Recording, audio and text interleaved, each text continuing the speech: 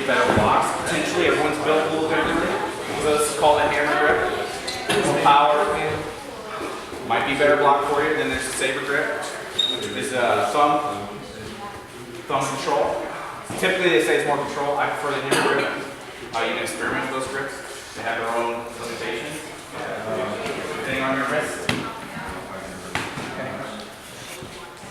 All right, everybody know Sean, Bobcat, we got here about half hour or so. Wait, this is a local night. Alright, I'm just going to talk a little bit about footwork and movement because it's a huge fundamental. There's a couple of just definite notes. Try not to ever cross your feet. The only time you ever want to cross your feet is to get enough power to spin. Other than that, you can just step side to side. And get used to as your opponent moves towards you in one way, you move away from them in the same way.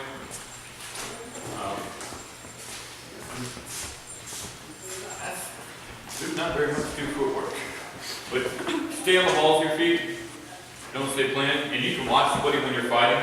If they go back on their feet, they get planted, that's the perfect time to attack. They don't have the movement, they don't have the range.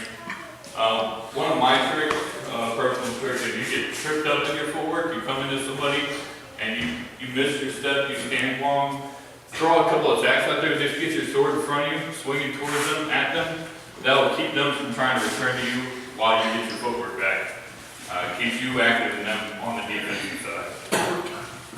You see somebody actively cross, charge them, just press them, what are they going to do? They have to, for one, they have to back up. They're going to be concentrating less on their defense and more on trying to keep it balanced. There's some footwork techniques to try and get in on an opponent. If I'm fighting Billy and I'm stepping forward, he's kind of stepping back on me, but he's used to the box work of me moving forward, so he'll wait till I'm in a forward motion to lunge at me, and that's the perfect time for him to tower over me. So if I step forward and he steps back 2-3 times, then he waits for me to step forward again, and instead of stepping back, he lunges on me. He's closed that distance and he can get over me. Same thing with a polearm. If you're fighting a polearm, you're a single weapon or maybe even a sword and board. You're way away from the polearm guy and he's trying to reach at you. He can't quite get to you. He's trying to reach at you and you're backing up towards him. Then you wait for him to make that big move towards you and then you move towards him and you've already moved past his attacking part of that weapon. You pin that polearm down and charge him and you've got him every time.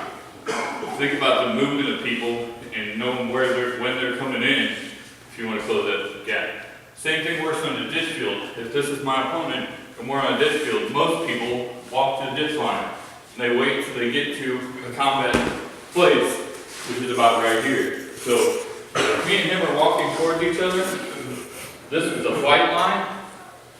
I'm going to get close to that fight line and then I'm going to move. And he was ready to fight me here in a second and a half, but I broke that distance and got on him. So as you're doing your single sword drills, work on moving with your opponent. If I'm moving towards him this way, he's going to move towards that way. And think about crossing. And put your defense in front and swing it on him. That's about all I got for movement. There's you may view a lot of things on the internet talking about footwork is really important. However, you can get lost in it. You start concentrating too much on your feet and just forgetting the basics. So I don't worry about footwork. I let my body lead. My legs just have to be where they're supposed to go. I don't cross typically, that's for sure. And if they do, just go ahead and charge them. We're going to go ahead and do some board stuff. So we'll take a couple minutes and